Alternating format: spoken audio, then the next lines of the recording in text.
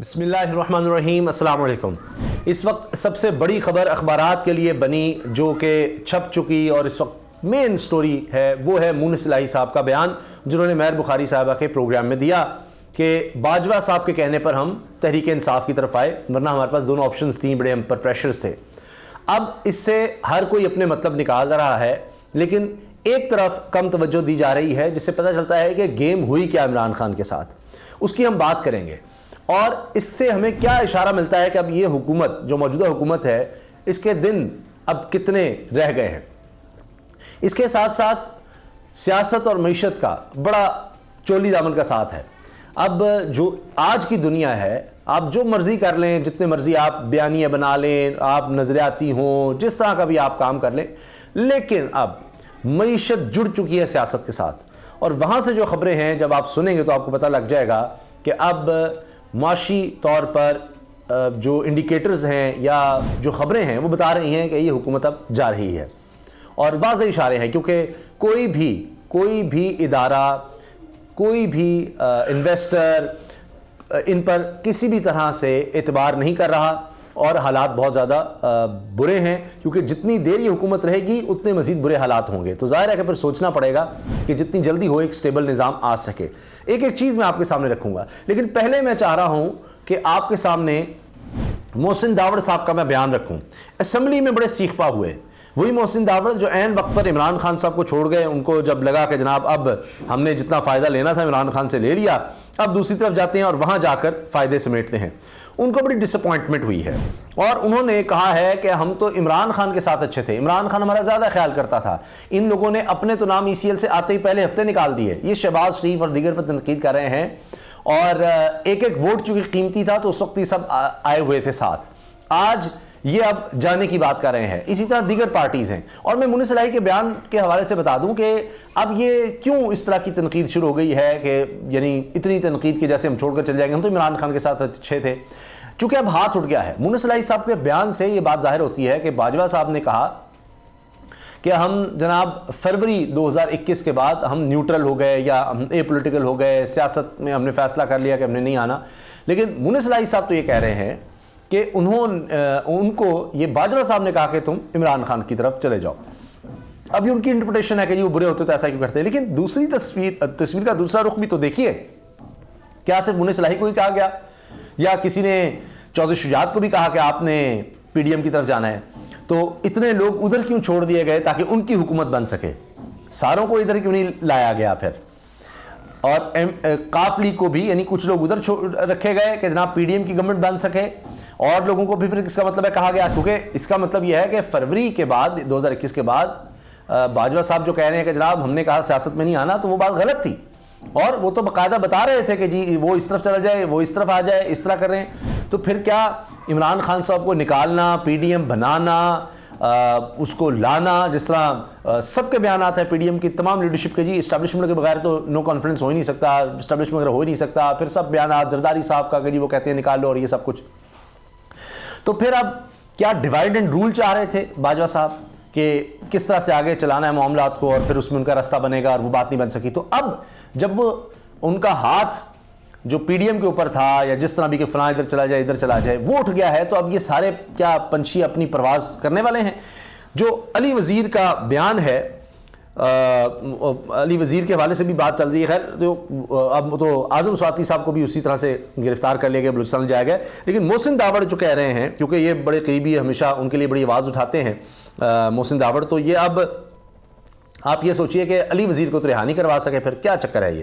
تو خیر اب ان کو اپنی پڑ گئی ہے اور بڑی سخت تنقید کر رہے ہیں. یہ سنیے. آپ نے اپنے کیسز تو پہلے ہفتے میں ختم کر دیے, اپنا نام تو ECL سے پہلے ہفتے میں نکلوا دیا. عمران خان اس سے زیادہ ہمیں دے رہا تھا. یہاں پر بیٹھنے والوں کے اوپر کوئی سرخاب کے پر لگے ہوئے ہیں کہ یہ عدم اعتماد اور یہ جو نیا رجیم یہاں پر آئی, اب میں یہاں پر کس کو سناؤں؟ یہاں کون ہے مجھے جواب دینے کے لیے؟ آپ نے سنا وہ کہہ رہے ہیں یہ جو نئی رجیم آئی ہے, یعنی وہ اب اس کو رجیم خود کہہ رہے ہیں, رجیم چینج کی بات کہہ رہے ہیں. تو وہ محسن داوڑ مان رہے ہیں کہ یہ جو نئی رجیم آئی ہے عمران خان زیادہ بہتر تھا, ان کی تعریف کر رہے ہیں کہ میں کیا کروں کس کو سناؤں. تو یہ ابھی سے ان کے ساتھ ہو گیا ہے.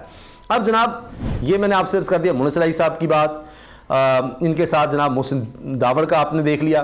اچھا اب آ جائیے معیشت پر. ایکسپورٹ جناب 18.3% نیچے گر گئے, 2.37 ارب ڈالر اکتوبر کی نسبت 2022 سے 2.9 ارب ڈالر تھی اکتوبر میں.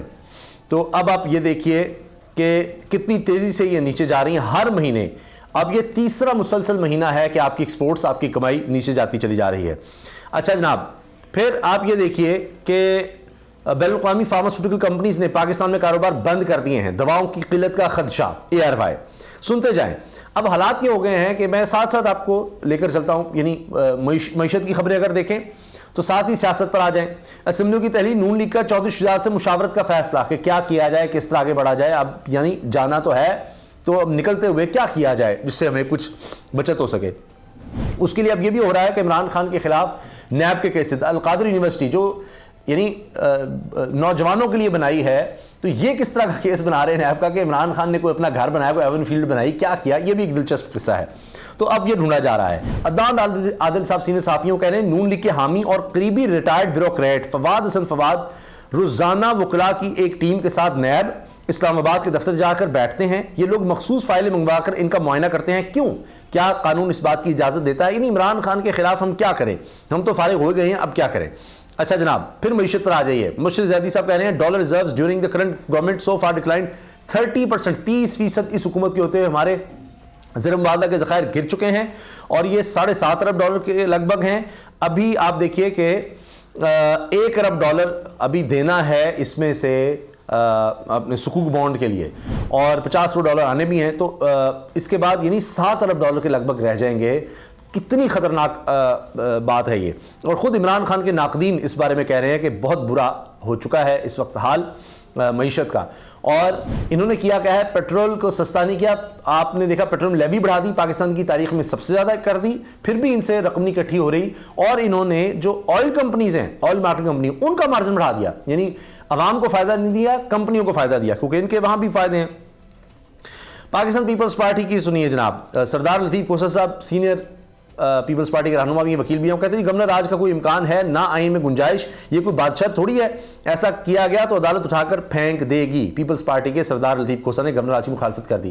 جب پیپلز پارٹی کے اپنے لوگ, سب سے بڑے آئینی و قانونی ماہر, چاہے لطیف کوسا ہوں, چاہے اعتزاز احسن ہوں, دیگر ہوں, مصطفی نواز کھوکر, وہ اس طرح کی باتیں کر رہی ہیں, تو کیا بچے گا؟ اب ان کی پھوٹ پڑ رہی ہے, لڑائیاں ہو رہی ہیں, ود ان پارٹیز بھی ہو رہی ہیں اور پارٹی کے اندر بھی ہو رہی ہیں, اور آپس میں پی ڈی ایم میں بھی ہو رہی ہیں. ابھی دیکھیے گا عوامی نیشنل پارٹی شدید غصے میں ہے فضل الرحمان صاحب کو, جو گورنری ان کو جو مل گئی ان کے سمدھی کو, خیبر پختونخوا کی. پھر آپ دیکھیے فضل الرحمان صاحب نے جو کچھ بولا ہے خواتین کے بارے میں, اس کو اب اسی لیے ڈیفینڈ نہیں کیا جا رہا کہ بھائی الٹا ہم پر بھی نزلہ گرے گا, اس طرف نہیں آ رہے.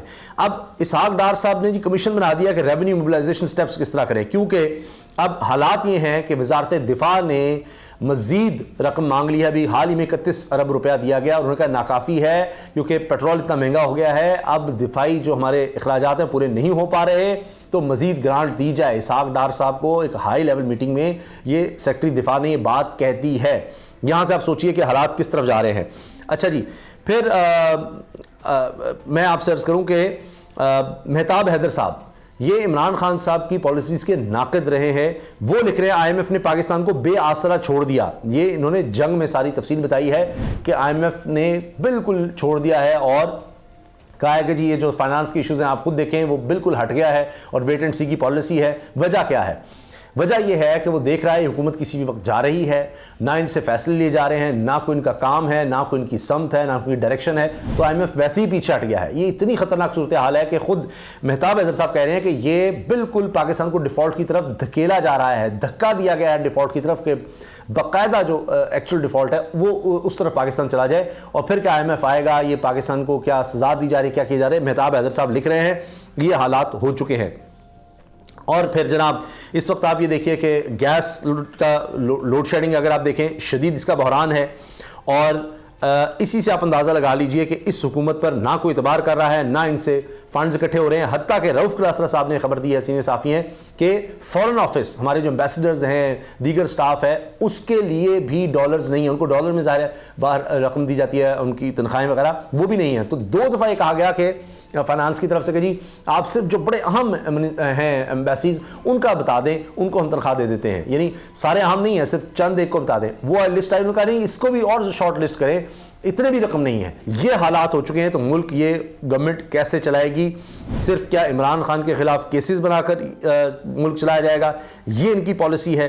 یہ معاملات میں نے آپ کے سامنے رکھ دیے ہیں۔